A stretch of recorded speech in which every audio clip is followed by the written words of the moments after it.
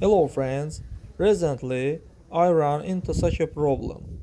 It means that the car does not start well, there are failures at idle, and when the car is moving it does not gain momentum.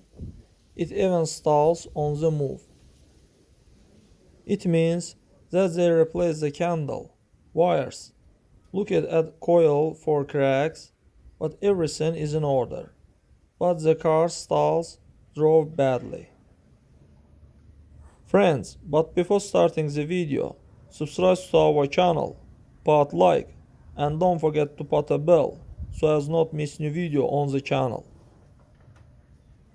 Now I will replace this insulator and check what happens.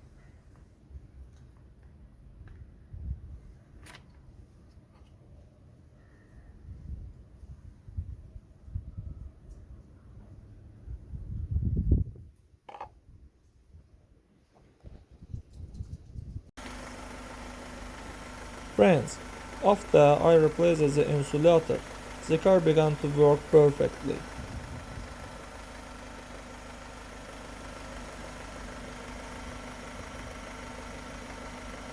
That's all guys, subscribe to our channel, put like, and don't forget to put a bell so as not miss new video on the channel.